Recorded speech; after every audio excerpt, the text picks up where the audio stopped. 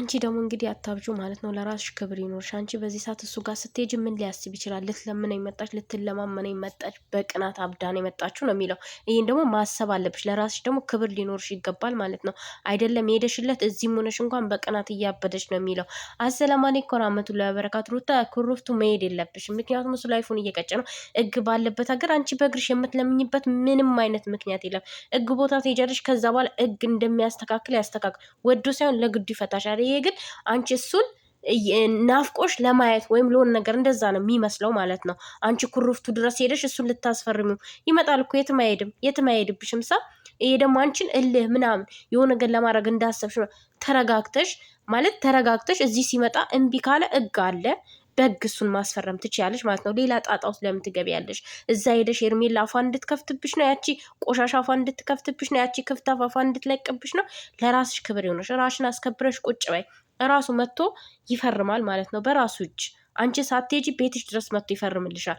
ሀይ ካለ ደግሞ አንቺ ህግ ቦታ መሄድ ትችይ። ህግ ባለበት ሀገር ላይ እኔ እሱ ያለበት ቦታ ሄዳለሁ። እንደዚህ ምን አስባለሽ? እዛ ለመደባደብ ለመጠ እናንተ ደግሞ ያኔ ሁሉ ነገር በጉልበት አይደለም።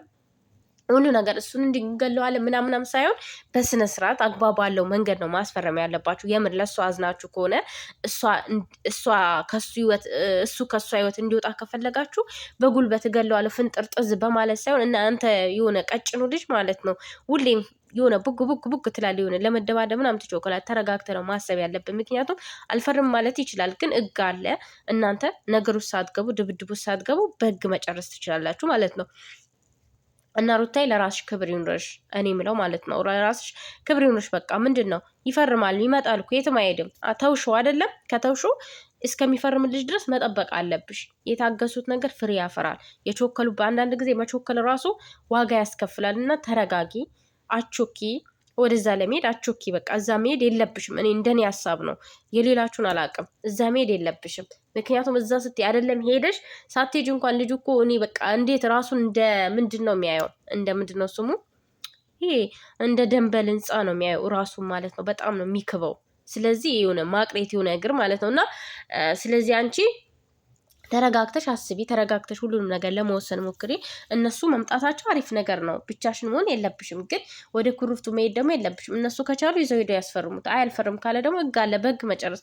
እኔ ማውቀው ፍርድ ቤት ላይ ፍቺ ሲደረግ ነው ማውቀው። ገባችሁ? ሚስት ትከሳለች ወይ እሱ ከከሰሳት ፍርድ ቤት ላይ ፍቺ ይደረጋል። ይህን አክል 3ኛ ወረቀት 4ኛ ወረቀት ምናምን ይሄ እኮ ውሸታችሁ እንደሆነ ሁላ ያስታውቃል። ውሸትን ይሄ የምትሰሩት ነገር ውሸት እውነታ እንደሌለው ሁላ ያስታውቃል ማለት ነው። ግን በዚህ ልክ ደግሞ ያስጠላል። በቃ ይደብራል። ሁሉም ነገር ይደብራል። እና ለራስሽ ክብር ይኖርሽ። ራስሽን ማስከበር ነው ያለብሽ። መቾከል የለብሽም። ይኑር ላይፉን። እሱ ስለኖረ አንቺ እሱ መጥፎ ነገር ውስጥ ስለገባ አንቺ መጥፎ ነገር ውስጥ መግባት አለብሽ ማለት አይደለም። የሰው ልጅ በትዕግስት ነው። በቃ በትዕግስት ማሸነፍ አለብሽ እሱን። አዎ ብዙ ታግሰሻል፣ ብዙ ነገር አሳልፈሻል፣ እናውቃለን። ግን አሁንም ደግሞ መታገስ አለብሽ። ወደዛ መሄድ የለብሽም። ያ ቦታ ለአንቺ አይሆንሽም።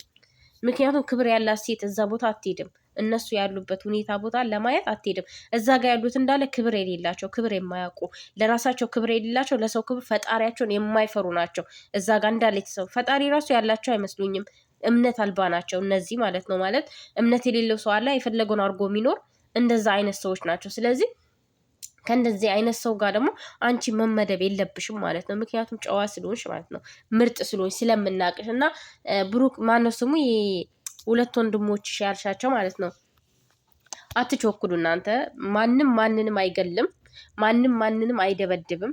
ግን ማስፈረም ካለባችሁ ማስፈረም ባለባችሁ አግባብ ነው ማስፈረም ያለባችሁ እንጂ እገለው እንደዚህ ያደርገዋል እንደዚህ። አዎ እንዴ እናንተ ጥላችኋት ሄዳችሁ ብዙ ነገር አሳለፈች ምናምን፣ ያኔ ሁሉንም እያያችሁ ነው። አሁን ደግሞ ጨዋታው ሞቅ ደመቅ ዲል ስለሆነ እናንተ መምጣት አለባችሁ ማለት ነው።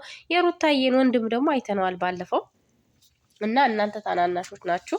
ስለዚህ እናንተ እንደሷ ሳይሆን ተረጋግታችሁ ነው ማሰብ ያለባችሁ እሷን ለማረጋጋት እንጂ እናንተ ምን ውስጥ ገብታችሁ እዛም ጋር ደግሞ ውስጥ ይገባ እንዴ? ምንድን ነው ጭቅጭቅ አረጋችሁት እኮ። መፋታት ካለብሽ ትፋቻለሽ። ህግ ቦታ ሄደሽ ነው። ህግ ቦታ ወረቀቱ ወስደሽ ይፈርማል። ወዶ ሳይሆን በግዱ ይፈርማል። አልፈልግም ካልሽ መብትሽ ነው። የሚያስገድድሽ የለም እኮ ማንም አያስገድድሽም።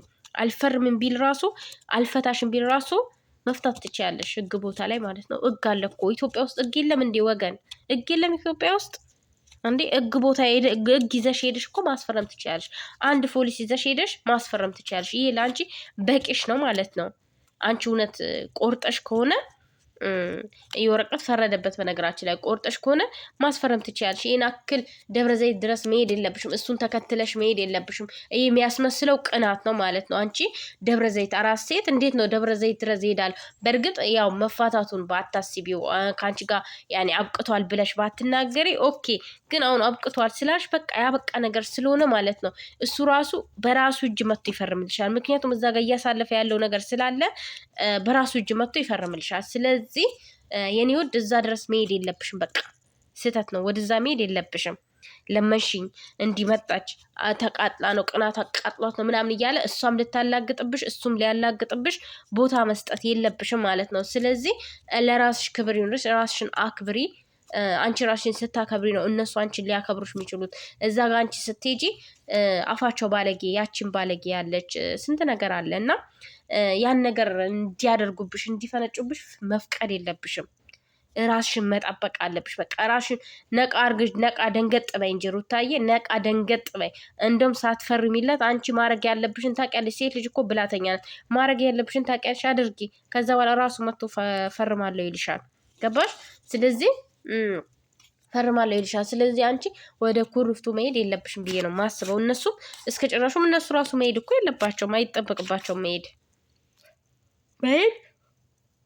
የምሬን ይቅርታ፣ የምሬን ነው መሄድ አይጠበቅባቸው። ምክንያቱም በቃ አልፈርም ካለ ህግ ቦታ መሄድ ነው። ህግ አለ እኮ። ህግ ባለበት ሀገር ላይ እሱን በየሄደበት ቦታ አየሽ መለመን በጣም ያስጠላል፣ ይደብራል። በቃ አትጂ። ይሄ ራስሽ ክብርሽን ማሳጣት ነው። ገባሽ? የሆነ ነገር አስተካክላለሁ ብላችሁ ብዙ ጊዜ ክብር ይታጣል እና ስለዚህ ይህ ክብርሽን ማሳጣት ይሆናል። ለራስሽ ክብር ይኖር፣ ራስሽን ጠብቂ። በቃ መጥቶ ይፈርምልሻል በራሱ እጅ።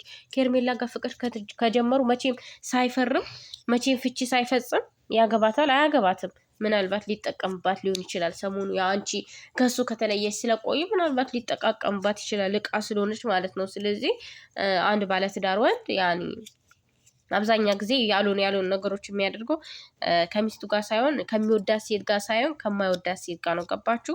ያኔ መጠቃቀሚያ ማለት ነው። ይሄ አሁን እጃችሁን ምግብ በልታችሁ እጃችሁ የምትታጠቡበት እንደዛ አይነት ነገር ነው እያደረገ ያለው የሚመስለኝ አብሬ እና እናንተም ደግሞ ተረጋጉ። ብዙ ምንትን አትበሉ፣ አትፈንጩ። ብዙም እንዲህ ምንድን ነው የሚባለው ግንፍል አትበሉ ማለት ነው። ተረጋግታችሁ ሁሉንም ነገር በተረጋጋ መንፈስ ለማድረግ ሞክሩ ማለት ነው። ስለዚህ እባካችሁ ሩታዬ፣ እባክሽ ወደዛ መሄድ የለብሽም። ራስሽን ጠብቂ፣ ለራስሽ ክብር ይኖርሽ ብዬ ነው ማስበው ማለት ነው። ማንኛውም ሰው ክብር ለራሱ ክብር ሲሰጥ ነው ማንኛውም ነገር የሚከበረው ማለት። ስለዚህ ለራስሽ ክብር ይኖርሽ፣ ራስሽን አክብሪው። እሱን ተከትለሽ መሄድ የለብሽም። እሱ አንድ ወረቀት ላይ ሊፈርምልሽ እሱን ተከትለሽ መሄድ የለብሽም። ጋሽዬ እሺ ብሎሻል አይደል?